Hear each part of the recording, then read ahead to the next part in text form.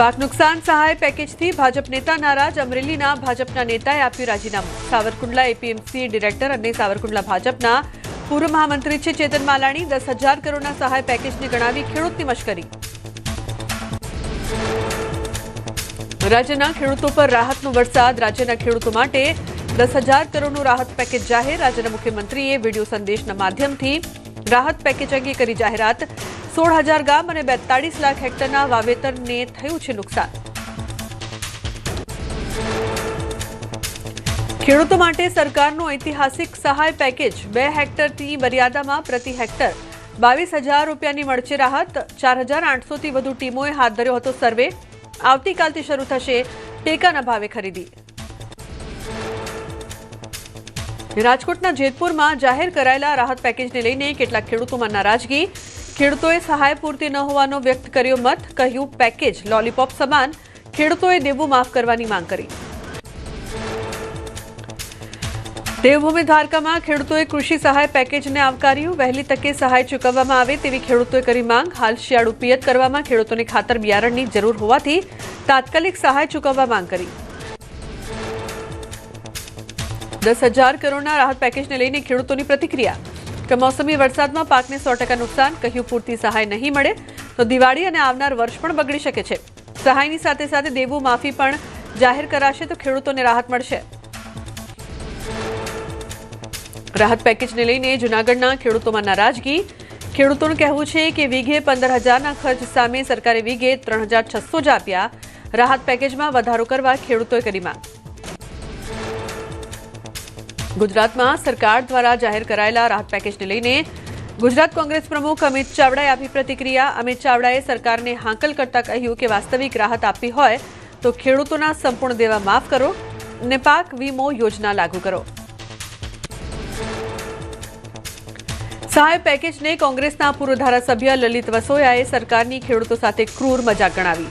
કહ્યું રાજ્ય સરકારે જાહેર કરેલું 10,000 કરોડનું રાહત પેકેજ અપૂરતું. ઐતિહાસિક પેકેજની વાત કરીએ તો પ્રજાની સામે કીડીને હાથી બનાવીને સહાય રજૂ કરી. અરવલ્લી જિલ્લામાં પાક વીમાને લઈને માંગ ઉઠી. પાક વીમા યોજના સુધારણા સાથે અમલમાં આવે તો ખેડૂતોને ખરેખર મળી શકે લાભ. ખેડૂતોએ કહ્યું અકસ્માત અને જીવન વીમાની જેમ પાક વીમો પણ જરૂરિયાત સમયે મદદરૂપ સાબિત થઈ શકે. રાજ્યમાં હજુ ઠંડી હાજા ગગડાવી દેશે. 2 દિવસમાં પારો 2 થી 3 ડિગ્રી સુધી ગગડશે. સપ્તાહમાં ધીરે ધીરે ઠંડીનું જોર વધતું રહેશે. પવનની દિશા ઉત્તર પૂર્વથી પૂર્વની થતા ઠંડીનો અનુભવ. હવામાન વિભાગની ઠંડી અંગે મોટી આગાહી. અમદાવાદમાં વહેલી સવારે ઠંડીનો ચમકારો. વહેલી સવારે ઠંડા પવનના કારણે ગુલાબી ઠંડીનો અનુભવ થયો. પવનની દિશા ઉત્તર પૂર્વથી પૂર્વની થતા ઠંડીનો અનુભવ. મોટાભાગના જિલ્લામાં પારો 2 થી 3 ડિગ્રી ઘટી શકે. મોટાભાગના જિલ્લાઓમાં તાપમાનનો પારો ગગડ્યો. ગાંધીનગરમાં સૌથી ઓછું લઘુત્તમ તાપમાન નોંધાયું. ગાંધીનગરમાં 14, અમદાવાદમાં 14.7 ડિગ્રી તાપમાન નોંધાયું. ડીસામાં 15.8, બરોડામાં 15.6 ડિગ્રી, નલિયામાં 15.4 ડિગ્રી તાપમાન. ઠંડીમાં સારા સ્વાસ્થ્યની જાળવણી માટે લોકોમાં ઉત્સાહ. ફૂલ ગુલાબી ઠંડીમાં લોકો કસરત કરતા દેખાયા. એએમસીના ગાર્ડનમાં લોકો યોગ અને પ્રાણાયામ કરતા દેખાયા. લોકો બગીચાઓમાં દોડ લગાવતા નજરે પડ્યા. હિમાચલ પ્રદેશમાં બરફવર્ષાથી 16 કળાએ ખીલ્યું પહાડોનું સૌંદર્ય. પહાડો પર પર્યટકોની ભીડ વધી. અલગ અલગ રાજ્યોમાં આવેલા પ્રવાસીઓ બરફમાં મોજ અને મસ્તી કરતા જોવા મળ્યા. હિમાચલની લાહોલ ઘાટીમાં બરફવર્ષા થઈ. ઘાટીમાં હોટલ, હોમસ્ટે અને સ્થાનિક બજારોમાં ભીડ વધી. સ્થાનિક તંત્રનું કહેવું છે કે વધતા પર્યટનથી યુવાનો માટે નવા રોજગારના અવસરો ઊભા થયા. ઘાટીમાં બરફવર્ષાએ સમગ્ર વિસ્તારને સફેદ ચાદરથી ઢાંકી દીધો. રોહતાંગથી લઈને સિસુ સુધી પહાડો પર બરફ ઢકાયા. દેશના વિવિધ ભાગોમાંથી આવેલા પર્યટકોએ મનમોહક વાદીઓમાં હિમવર્ષાનો આનંદ માણ્યો. વાવ-થરાદમાં પૂરને 2 મહિના વીત્યા છતાં અસર યથાવત. જિલ્લાના ઘણા ભાગોમાં 2 મહિના વીતવા છતાં હજુ નથી ઓસર્યા પાણી. વાવના ભાટવરથી ડેડાવા તરફ જવાનો માર્ગ ઉપર 3 ફૂટ પાણી ભરાયેલા. વાવ-થરાદમાં હજુ પાણી ભરાયેલા હોવાથી સ્થાનિકો ભારે પરેશાન. સ્થાનિકોને રોગચાળાની પણ ભીતિ. વિદ્યાર્થીઓ સહિત રાહદારીઓ દૂષિત પાણીમાંથી નીકળવા મજબૂર. વિદ્યાર્થીઓ શાળાઓમાં જવા ઘૂંટણસમા પાણીમાંથી પસાર થવા મજબૂર. અમરેલી જિલ્લામાં ખેતી પાકને નુકસાન થતા ખેડૂતોમાં રોષ. કેરિયા નાગસ ગામના ખેડૂતો 5 વીઘાની મરચાની ખેતીમાં પશુઓ છૂટા મૂક્યા. 20 વીઘાની મગફળી પણ બગડી ગઈ. ખેડૂતોએ પોતાની બરબાદીનો આ વિડીયો કર્યો વાયરલ. અરવલ્લીમાં 7 બારના ઉતારા કાઢવા મામલે સર્વર બંધ રહેતા ખેડૂતોને હાલાકી. છેલ્લા 20 દિવસથી ગ્રામ પંચાયતોમાં સર્વર ડાઉન હોવાથી ઓનલાઈન ઉતારા નીકળતા નથી. ખેડૂતોને જુદી જુદી જગ્યાઓ પર ધક્કા ખાવાનો વારો આવ્યો. સાબરકાંઠામાં ખેડૂતોએ બટાકાના વાવેતરની કરી શરૂઆત. વાવેતર બાદ વરસાદ થતા ખેતરોમાં પાણી ભરાઈ જવાને કારણે બટાકાના ઉત્પાદન પર અસર. આગામી દિવસોમાં ફરી કમોસમી વરસાદ વરસે અથવા ઠંડી પડશે તો બટાકાની સાઇઝ અને ગુણવત્તા પર થશે અસર. અમરેલીના ફૂલઝર ગામમાં જૂથ અથડામણના સુરતમાં પડઘા પડ્યા. સુરતમાં પાટીદાર સમાજની બેઠક મળી. અસામાજિક તત્વોએ હુમલો કર્યો હોવાનો કરાયો આક્ષેપ. બેઠકમાં પાટીદાર સમાજના આગેવાનો, યુવાનો અને વડીલો ઉપસ્થિત રહ્યા. ગૌચર જમીનના મુદ્દે નખત્રાણાના ઉગેડી ગામના લોકો ધરણા પર બેઠા. ગામની ગૌચર જમીનમાં બ્લેક ટ્રેપની માઇન્સ મંજૂર કરી દેવાતા કરાયો વિરોધ. સરપંચ, આગેવાનો સહિત લોકો ગૌચર જમીન પર ધરણા પર બેઠા. અમદાવાદમાં અસારવા વિસ્તારમાં સ્થાનિકોએ કર્યો વિરોધ. વર્ષ 2025-26ના બજેટમાં ક્ષતિગ્રસ્ત દરવાજા માટે 22 લાખ ફાળવાયા. અસારવા ગામના ગેટ ન બનતા સ્થાનિકોએ કર્યો વિરોધ. અમરેલીના લાઠીમાં કોંગ્રેસે પ્રતિક ધરણા અને વિરોધ પ્રદર્શન કર્યું. જિલ્લા કોંગ્રેસ પ્રમુખ પ્રતાપ દુધાત અને પૂર્વ નેતા વિપક્ષ પરેશ ધાનાણીની આગેવાનીમાં રોષ. આવેદનપત્ર આપવામાં આવ્યું. મોટી સંખ્યામાં ખેડૂતો ધરણા પ્રદર્શનમાં જોડાયા. જેતપુરના સામા કાંઠા વિસ્તારમાં ટ્રકની ટક્કર લાગતા વીજપોલ તૂટ્યો. બ્રિજ ઉપર વીજપોલ જોખમી સ્થિતિમાં જોવા મળ્યો. જોખમ હોવા છતાં વીજતંત્ર દ્વારા વીજપોલ હટાવવાની કામગીરી શરૂ નથી થઈ. જૂનાગઢમાં જીવના જોખમે ગિરનાર ચડતા યુવાનોનો વિડીયો વાયરલ. 6 યુવાનો પગથિયાના બદલે પર્વત પરથી ગિરનાર ચડતાનો વિડીયો આવ્યો સામે. વિડીયો વાયરલ થતા વન વિભાગે તપાસ શરૂ કરી. પોરબંદરમાં મધમાખીઓના ઝુંડે કર્યો હુમલો. રાહદારીઓ તથા વાહન ચાલકોને ડંખ માર્યા. 30થી વધુ લોકોને હોસ્પિટલ ખસેડ્યા. મધમાખીઓના ઝુંડના હુમલાથી લોકોમાં નાસભાગ. ઘટનાના સીસીટીવી ફૂટેજ સામે આવ્યા. ઘટના બાદ રસ્તો બન્યો સુમસામ. ગોંડલના વાસાવડમાંથી ખેડૂતની વાડીમાંથી દીપડો ઝડપાયો. છેલ્લા 1 સપ્તાહથી આ વિસ્તારમાં દીપડાનો વધ્યો હતો આતંક. સીમ વિસ્તારમાં રહેલા અલગ અલગ પશુઓના કર્યા હતા મારણ. રાજકોટના પ્રદ્યુમન નગર વિસ્તારમાં પોપટપરા સ્મશાન નજીક મારામારીની ઘટના. ફરિયાદી પરિવારે ફાયરિંગનો દાવો કર્યો. પોલીસ તપાસમાં ફાયરિંગનો કોઈ પુરાવો મળ્યો નથી. અમૃતધારા સોસાયટીમાં 2 પાડોશીઓ વચ્ચે થયો હતો ઝઘડો. રાજકોટમાં પાર્કિંગ બાબતે થયેલી મારામારીની ઘટનાને લઈને ખુલાસો. તપાસ દરમિયાન આરોપી ગોવિંદ ચાવડાની ઓફિસમાંથી દારૂની 2 બોટલ મળી આવી. ગોવિંદ ચાવડા વિરુદ્ધ પ્રોહિબિશન એક્ટ અંતર્ગત અલગથી ગુનો દાખલ કરાયો. પોલીસે 3 આરોપીઓની અટકાયત કરી. કચ્છના ગાંધીધામમાં ભારતીય મનોરંજન બેંકની નકલી નોટોથી છેતરપિંડી કરતી ત્રિપુટી ઝડપાઈ.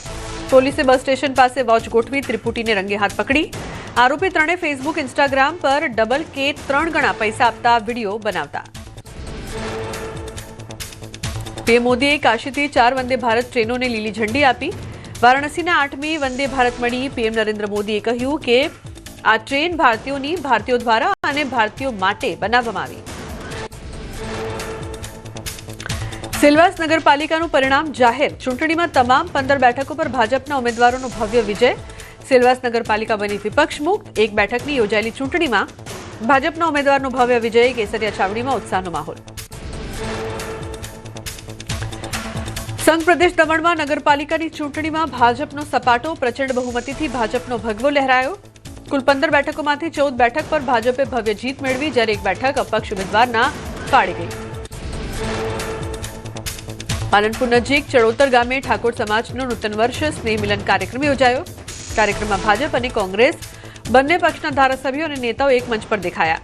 સમાજ, શિક્ષણ અને રાજકીય ક્ષેત્રે આગળ વધે તે માટે આગેવાનોએ કરી હાકલ. વિધાનસભા અધ્યક્ષ શંકર ચૌધરી પહોંચ્યા વડગામના મોટી ગીડાસણ ગામ.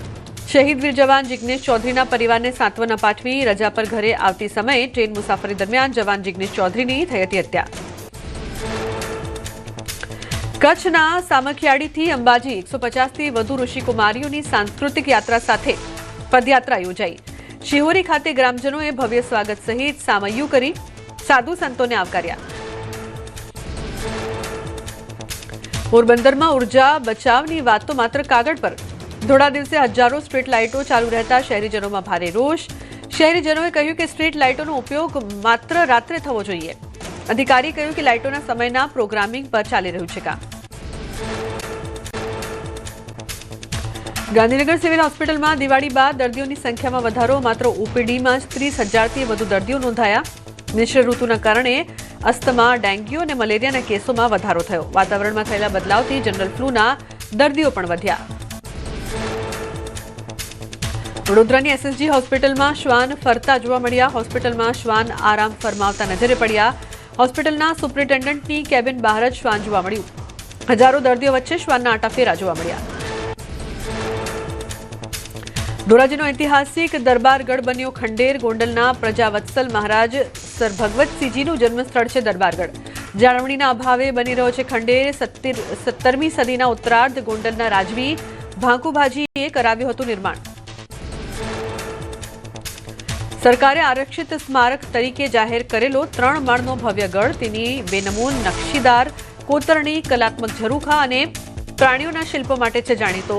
પુરાતત્વ વિભાગ હસ્તક હોવા છતાં ઐતિહાસિક વારસો બિસ્માર બનતા સ્થાનિકોમાં રોષ. છોટાઉદેપુર જિલ્લામાં રસ્તા ખખડધજ થયા. ક્ષતિગ્રસ્ત બ્રિજના કારણે અન્ય રસ્તા પર ડાયવર્ઝન અપાયું. આ રસ્તાઓ પર ભારે વાહનના કારણે મસ મોટા ખાડા પડ્યા. રસ્તાની બિસ્માર હાલતને લઈને વાહન ચાલકો થયા પરેશાન. રસ્તા પર પડેલા મસ મોટા ખાડાના કારણે વારંવાર બને છે અકસ્માતની ઘટના. અનેકવાર તંત્રને રજૂઆત કરવા છતાં નથી કરાતી કોઈપણ પ્રકારની કાર્યવાહી.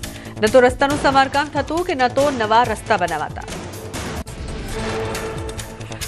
કોન્ટ્રાક્ટરે રસ્તાની બાજુમાંથી માટી લઈને પૂર્યા હતા. રસ્તા પરના ખાડા, કપચી અને વેડમિક્સનો ઉપયોગ કર્યા વિના જ પૂરી દીધા ખાડા. જાગૃત નાગરિકે ઘટનાનો વિરોધ કરતા કોન્ટ્રાક્ટરે સમારકામનું કામ જ બંધ કરી દીધું. અમદાવાદના કૃષ્ણનગરમાં આવેલી પૂર્વ ધારાસભ્યની શિવમ વિદ્યાલયમાં શિક્ષકોની ઘટ. માધ્યમિકમાં એક પણ શિક્ષક ન હોવાથી વિદ્યાર્થીઓ પરેશાન. ઉચ્ચતર માધ્યમિકમાં 3 શિક્ષકોની ઘટ હોવાનું સામે આવ્યું. શાળામાં પ્રિન્સિપાલથી લઈને પટ્ટાવાળાની અછત. વડોદરાના શિનોરમાં ખરાબ રોડ મુદ્દે કોંગ્રેસે કર્યો અનોખો વિરોધ. કોંગ્રેસે ખાડાઓની પૂજા કરી ફૂલ ચડાવ્યા. શિનોર માલસર રોડ પર ઠેર ઠેર ખાડાઓનું સામ્રાજ્ય જોવા મળ્યું. રોડની કામગીરીમાં હલકી ગુણવત્તાવાળું મટીરીયલ વપરાયાનો કોંગ્રેસનો આરોપ.